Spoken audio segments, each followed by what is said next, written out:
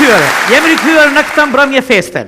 Këtë javë, për fatin e mirë të rrallë, gjithsesi javën e kaluar, unë me Mirien kishim fatin e mirë që të jemi mysafir, si artist, si këngëtar, në kryeqytetin e Bosnë e Hercegovinës, në Sarajev. Në Sarajevën e bosnjakëve, të shqiptarëve e të tjerëve. Kur thamë shqiptarëve, një komunitet i madh shqiptarësh jetojnë atje. Edhe ne e kishim për herë të parë, diçka e jashtëzakonshme. Festohej dita e flamurit, 28 nëntori. Ishin prezent ambasadorët tanë, ambasadorët nga Shqipëria dhe mbi të gjitha aq shumë shqiptar. Emra të njohur, njerëz me potencë edhe intelektuale, edhe ekonomike e kështu me radhë. Për neve ishte e jashtëzakonshme edhe vizita në Sarajevën, një qytet ku absolutisht sikur integrohen, janë integruar me kohë, me shekuj, kulturat edhe ajo lindore dhe ajo perëndimore kështu me radhë. Mbi të gjitha shqiptarët sikur mbi 200 vite jetojnë në Sarajev. Këtë vit e festuam së bashku ditën e flamurit. Për ne një ngjarje e jashtëzakonshme sigurisht edhe për ata. Në vazhdim do ta japim një bisedë të bukur dhe me atmosferën e asaj mbrëmje të kryetarës që ishte organizatore e kësaj mbrëmje. Bisedën e kemi pra me kryetarën e Bashkisë Shqiptare në Bosnjë Hercegovinë, e cila është një profesoresh, e cila është një farmakologe, është një farmaciste, Elvira Dushi. E ndjekim bashkë. Jemi këtu bashkë me kryetarën e Bashkisë Shqiptare në Bosnjë Hercegovinë, zonjën e nderuar Elvira Dushi, pas një mbrëmje fantastike e cila ka shënuar në realitet si për çdo vit për vjetorin e festës së pavarësisë, për vjetorin e festës së flamurit, 28 nëntorit. Përshëndetje Elvira, është kënaqësi që jemi bashkë.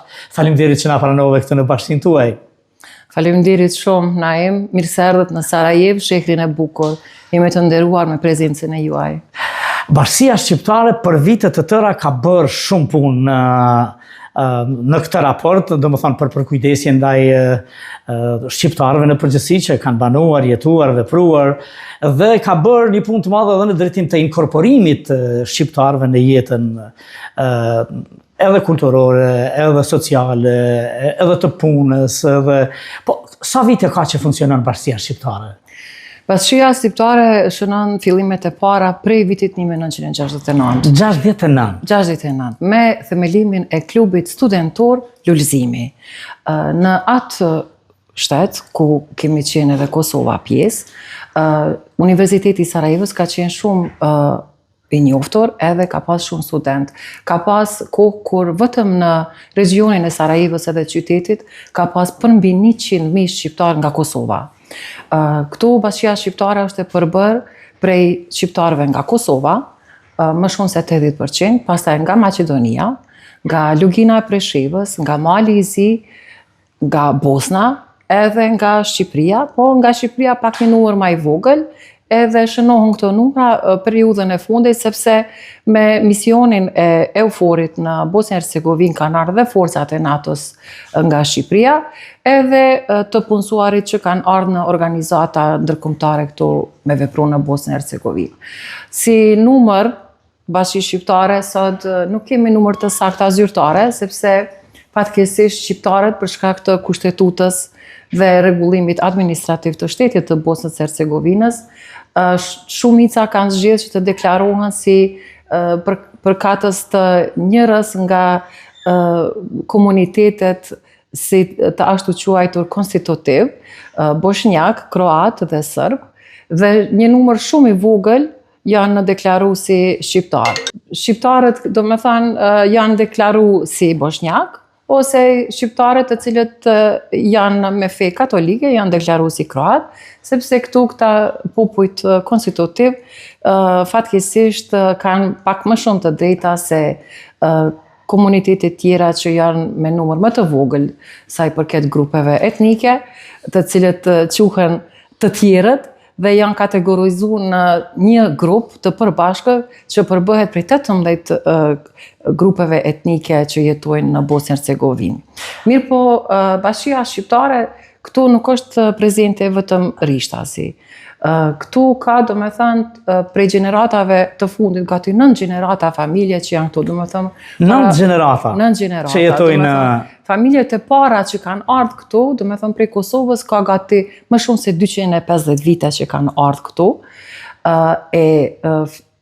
Shënimet e para të shkruara, që në këto troje është fol gjuha shqipe, janë që nga shekulli i 13 dhe ato ruhen në arkivet e Dubrovnikut, ku theksohet se në një proces gjyqësor ka pas një dëshmitar që ka fol gjuhën shqipe. Kështu që na me të drejtë themi se shqiptarët në Bosnë e Hercegovinë jetojnë me shekuj, bashkia shqiptare i përfaqëson interesat e bashkisë shqiptare këtu në Bosnë e Hercegovinë. Mund të them se shqiptarët në Bosnë e Hercegovinë jemi bashkësi e integruar. Përpara shqiptarët kanë qenë të vetë punësuar edhe sot. Mirë po, shqiptarët e vetë punësuar e kanë pas disi ashtu kushtet që të realizojnë jetesën për familjet e tyre dhe kanë punu zelshëm, kanë kontribu edhe në familjet e tyre, por edhe në ndërtimin e pasqyrës ekonomike dhe kulturore të Bosnës së Hercegovinës, e sidomos të Sarajevës, që është kryeqyteti i Bosnës së Hercegovinës. Puna e tyre e zelshme dhe kontributi i tyre sot ka rezultuar me gjenerata të reja të edukume në shkolla të larta dhe sot shqiptarët në Bosnën e Hercegovinë dallohen me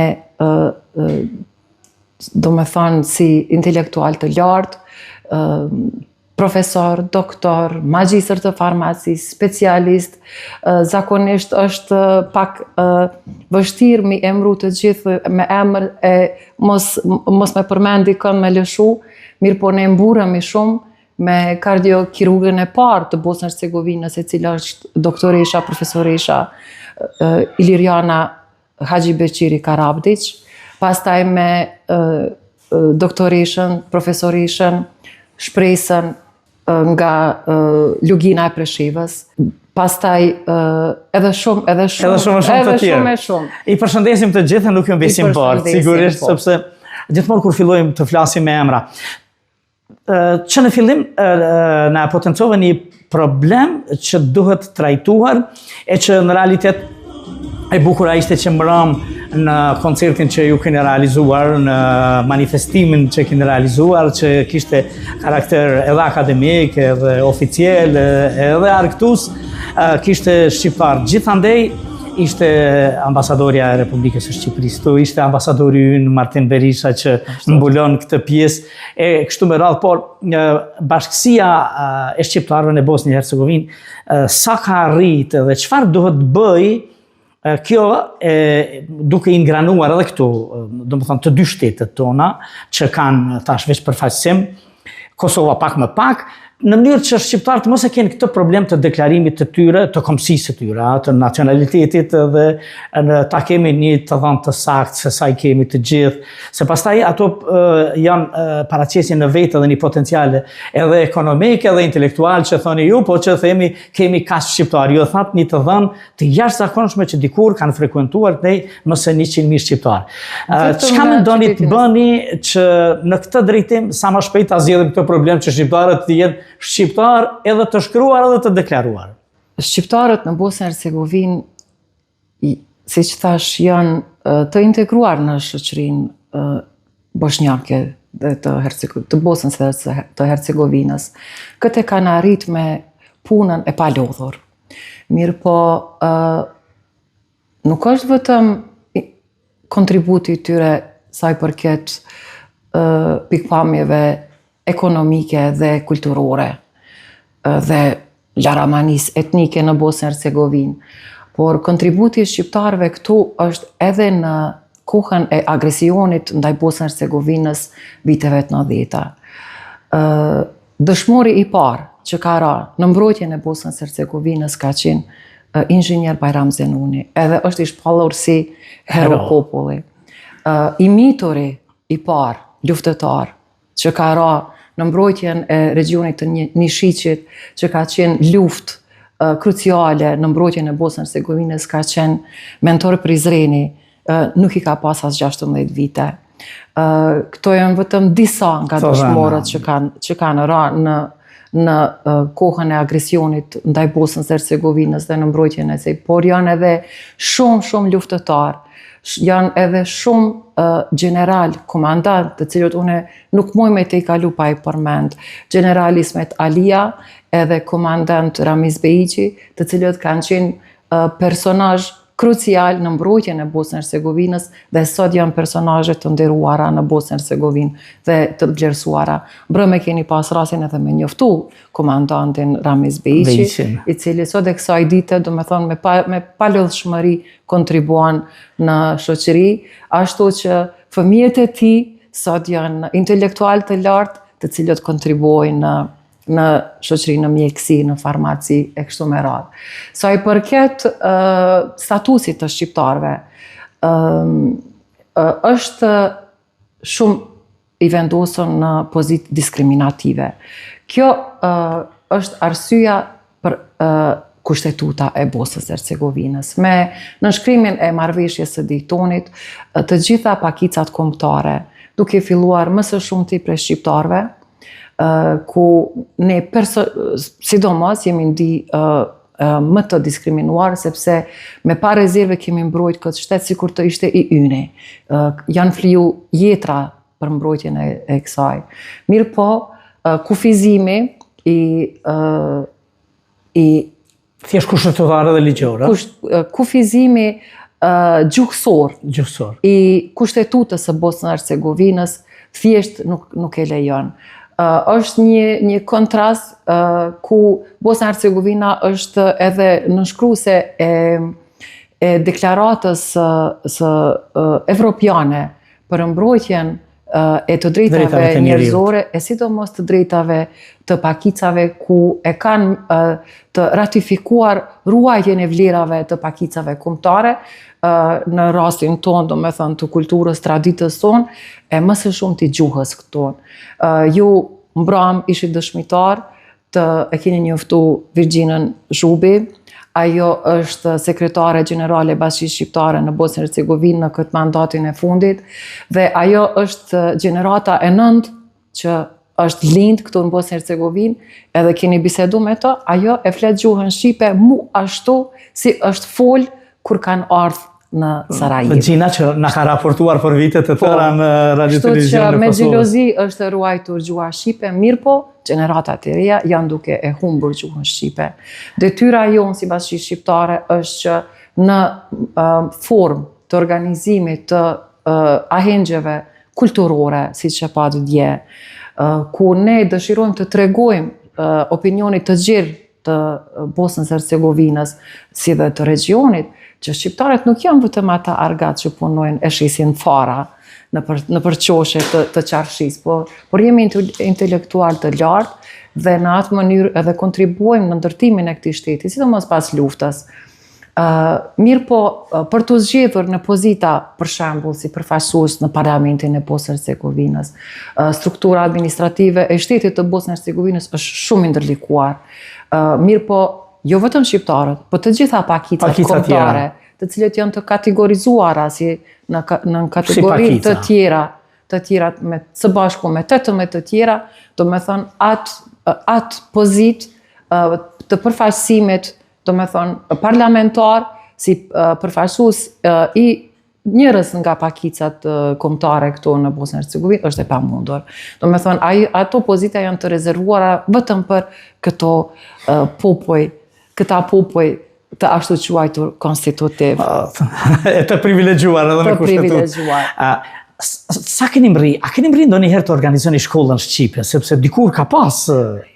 Po, natyrisht, këtu ka qenë organizuar shkolla e gjuhës shqipe, ka qenë mësimi shtesë, ku bukfalisht të gjitha landët janë mësuar në gjuhën shqipe. Sidomos në periudhën e luftës në Kosovë, ku përmbi 35.000 refugjat nga Kosova janë derdhë në Bosnjë Hercegovinë. Bosnja Hercegovina këtu i ka hapur dyert e veta dhe ka dhënë përkrahje. Prej atyre 35.000 gati 20.000 kanë kalu përmes këtyre dyshimive. Këtyre dyshimive, flasim përmes bashkisë së shqiptarëve në Bosnjë-Hercegovinë. Adresa e parë ku janë drejtu ka qenë Mukja, sepse nuk ka pas ambasada, nuk kanë pas, do me thonë, adresa e parë ka qenë këtu, sepse shumica për tyre nuk e ka njoftë gjuhën bosnjake. Këtu janë prit, këtu edhe institucionet bosnjake janë organizu që të ofrojnë, do me thonë, ndihmat e para humanitare, krejt përmes këtyre dyshimive. Jeni njoftu me Suadën Axhanela, jeni njoftu me Fuadin, jeni njoftu me ish kryetarin, tani kryetarin e Nderit, Muharrem Zeinullahut, do me thonë ata 3 persona, ka dhe shumë, Naser Miftari, janë edhe shumë që nuk shumë të tjerë, sigurisht. Janë edhe shumë të cilët kanë qenë ata në vijën e parë, thjesht kanë qenë promotorë të krejt asaj. Që i kanë, do me thonë, i kanë prit refugjatët, janë kujdes gjatë atyre mujve derisa kanë qëndru këtu, edhe janë kujdes që ata të sigur të kthehen mbrapa në Kosovë. Kështu që ato mirënjohje që i komenda nuk mundën me tregu, do me thonë, kontributin sa e kanë dhënë ata. Është pak që me disa fjali të shpreket kontributi që e kanë dhënë ata edhe në përfaqësimin e shqiptarëve këtu në Bosnjë-Hercegovinë, edhe në pritjen e... Pritja biblike, po dhe përcjellja biblike bashkë. Edhe përcjellja biblike. Sepse ka qenë shumë e veçantë, duhet shumë për ta spjeguar se vështërsit, qoftë edhe ujeni është dorëzuar që për kthimin presim kështu me radhë. Sa keni mbështetje, sa arrini të realizoni mbështetje përveç vullnetit tuaj? Pa vullnet kur gjo. Është vullneti edhe dëshira për të thyer para gjykimet është më e madhja tek ne, sidomos tek une, sepse ajo propaganda negative që ka sundu në shtetin ku kemi qenë si kosovar pjesë, e Shqipëria nuk ka qenë e njoftuar. Nuk ka qenë e njoftuar. Nuk ka qenë e njoftuar me situatën ndaj shqiptarëve këtu, sidomos ndaj shqiptarëve të Luginës së Prishevës, bile edhe të Maqedonisë. Do me thonë, dëshira për të treguar dhe të thehen aty para gjykime janë kruciale që të njifet nga ana e institucioneve zyrtare. Natyrisht që deri tani të gjithë këta personazhe që i përmenda paraprisit e mi e kanë bërë detyrën e vetë dhe rolin e tyre në përkrahje. Mirë po ajo ka qenë e vogël. Para gjykimet ndaj shqiptarëve ende sundojnë. Ende, akoma. Ende sundojnë. Mirë po aty këtu, do me thonë, ja arrim qëllimit. Sot në përzita të rëndësishme janë gratë. Gratë janë ato të cilat i njohin potencialin e bashkëbisedusit në anën tjetër. Në këtë rast më duhet ta përmendi ka qenë krye bashkiake e qytetit të Sarajevës, zonja Benjamina Londër-Skarić, sot është kryetare e komunës Novo Sarajevo në Sarajev. Do me thëmë, prej fillimit të mandatit të saj si krye bashkiake, e tani si kryetare e komunës, ka tregu, do me thëmë, përkrahje, dje ishte prezente edhe përfaqësuesi i komunës, e ka pak potencialin, edhe na ka përkrah, në mënyrë modeste, mirë po është përkrahje. Nga ana tjetër, kemi pas përkrahje më së shumti nga Kosova. Sidomos prej kryeministrit Albin Kurti. Me këtë rast nëse i shikon, i falenderojmë nga zemra, edhe në emrin tim personal, edhe në emrin e Bashkisë Shqiptare në përgjithësi për përkrahjen e pa rezervë, në formë që ka mujtë. Në formën që ka mujtë. Me mundësit që i kemi. E të fundit, që e ka tregu, që ka qenë presedan në krejt botën, është vendimi unilateral i heqjes së vizave. Ashtu është. Të cilën e ka... Për të gjithë ata shtetas që mbartin pasaportat e Bosnjë-Hercegovinës, shqiptarë që keni pas vështërsi si ju, a si ne që vazhdojmë me pas vështërsi me...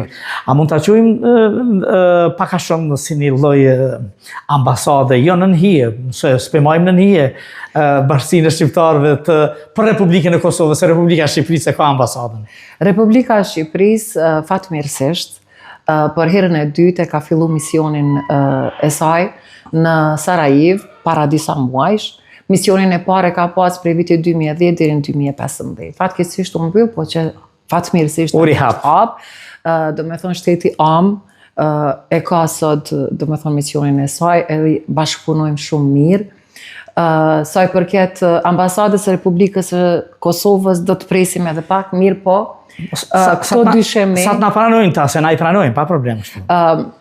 Shikoni, sa i përket disponimet, disponimi është shumë pozitiv, të cilën e kanë dëshmu edhe me pritjen e kryeministit Albin Kurti me rastin e vizitës së tij me 5, 6 edhe 7 dhjetor të vitit të kaluar. Do me thënë është prit në nivele prezidenciale, me të cilin rast kemi pas mundësi edhe ne si Bashkësi Shqiptare me prit të jemi një koqir i kryeministrit, do të thotë kemi lujt rolin e ambasadës së Republikës së Kosovës. Mirë po, ambasador në Bosnë Hercegovinë janë të gjithë kosovarët që jetojnë këtu. Ambasador të mirë. Ambasador të mirë. Për fat mirë, ambasador të mirë. Këtu nuk i kemi prit vetëm kryeministrat, këtu i kemi prit edhe presidentën e Republikës së Shqipërisë, zotrin Bajram Begën, e kemi prit ministrat, edhe të shtetit të Shqipërisë, edhe të shtetit të Kosovës, i kemi prit zëvendësat, i kemi prit shumë personalitete të pozitave, përfaqësues administrativ të shteteve, të gjitha qeverive gjatë këtyre gati 6 dekadave të punës Bashkisë Shqiptare në Bosnjë dhe Hercegovinë, dhe me krenari të madhe, mund të them se tani përfaqësoj une këtë Bashkisë Shqiptare dhe kom trashëgu një vazhdimsi të traditës gati si një institucioni, edhe pse ne jemi organizatë jo qeveritare, dhe une jam duke hecur në për gjurmët e vendosura të sigurta që i kam vendos paraprisit e me. Kemi zgjedhur një kryetare femër, intelektuale, ju jeni farmaciste. Po. Sa vite jetoni në vetë personalisht? Une personalisht këtu jë marrë si refugjate. Unë jë marrë këtu si refugjate në vitin 99, së bashku me familjen time. Unë atëherë veç isha absolvente e fakultetit të farmacisë. Faktikisht për herë të parë unë e ku marrë në vitin 91, para luftës, sepse fakulteti i farmacisë nuk ka ekzistuar në Kosovë. Fakulteti për mu ka qenë e papranueshme të shkoj në Shkup ose në Beograd, kështu që Sarajeva ka qenë një qytet multietnik, multireligjioz. Keni ardhur goxha shumë për farmacinë. Po, për farmaci. Një gjenerat mirë po, bëpresin më ka prit këtu, do me thonë, trazirat e agresionit ndaj Bosnës me fillim në vitin 92, dhe përsëri kthehem në vitin 99. Këtu realizohem si magjistri farmacisë, realizohem si një profesioniste, si afariste, si nën, kështu që Bosnja Hercegovina është tash vendi atë imi dytë, si të thëmë, atë imi dytë. Dhe mund të them se këtu si shqiptar, si shqiptare, si kosovar, duhet të punojmë 10 fish më shumë që të arrijmë këto nivele. Për të dukur, për të sigurisht. Elvira ishte knaqësi, unë jam knaqë me juve, faleminderit edhe për ftesën në mbrëmje, jam knaqë me gjithat prezencë, pastaj edhe në këtë sallë ku jemi bashkë duke folë, po pritet edhe ekspozita e artistëve nga Ulqini, të cilët ishin prezent edhe në mbrëmje, pastaj edhe shoqëria Miqeni, keni arrit mbrëm para meje, para neve që do ta shpalosim edhe këtë emision, dhe pikrisht me 28 nëntor, në mënyrë një diçka të jashtëzakonshme që ka tingëlluar mozaiku i gjithëmbarshëm shqiptar, nga Saranda deri në Bajgor, edhe nga Presheva e deri në Tivar. Ishte kënaqësi që bashkë biseduam, ju presim edhe në Prishtinë me shumë dashuri që të flasim, edhe sigurisht edhe institucionet tona kur kanë kujdes në largësi, atje do t'ju presim edhe më shumë që t'i dëgjojmë hallet, kërkesat edhe nevojat tuaja. Shumë faleminderit. Faleminderit zotri Naim. Pasi e përmendet institucionet zyrtare të Republikës së Kosovës, une më duhet të përmendi pritjen e kryeministrit dhe të qeverisë dhe të prezidentës Vjosa Osmani me rastin e një udhëtimi të cilët e kemi quajtur udhëtim të miqësisë që në mënyrë solemne të shënojmë momentin e hiqjes së vizave ndaj qytetarëve të Bosnjës dhe Hercegovinës, ku na kam prit me delegacion prej gati 40 persona në mënyrë prezidenciale. Kështu që në atë kuptim bashkëpunim ka, presim që edhe këto raporte diplomatike të ngrihen në atë nivel çfarë ka tregu me një disponim pozitiv Republika e Kosovës ndaj Bosnjës së Hercegovinës. Shpresojmë që së shpejti të tejkalojnë edhe Bosnja e Hercegovina, sepse edhe Bosnja e Hercegovina është duke kaluar në periudhë vështirësi mu për shkak të ndërtimit administrativ të vetë shtetit. Është shumë i ndërlikuar dhe uroj që sa më shpejt të zgjedhin edhe ata këto çështje, që sa më shpejt të përparojnë raportet në mes të dy shteteve që janë mike, faktikisht, edhe që na lidhin gjenerata e gjenerata të familjeve kosovare që kur nuk i kanë ndërprej marrëdhëniet, edhe pse ka qenë i imponuar regjimi shumë rigoroz i vizave në mes të këtyre dy shteteve. Ju falenderoj për kohën e juaj, ju falenderoj për kohën që i keni ndarë me ardhmë, më na zbukuru manifestimin e djeshëm kulturor, ajo ka qenë kultura, dëshirojmë që me kulturë të afirmojmë bashkësinë tonë, edhe të tregojmë traditën tonë aq të pasur që i kemi si prej të gjitha trojeve shqiptare, mu këtu në zemrën e Sarajevës. Unë ju falenderoj nga zemra edhe urime dita e flamurit 28 nëntori. Faleminderit. Edhe të falenderoj për zemrës që ishim bashkë këtu.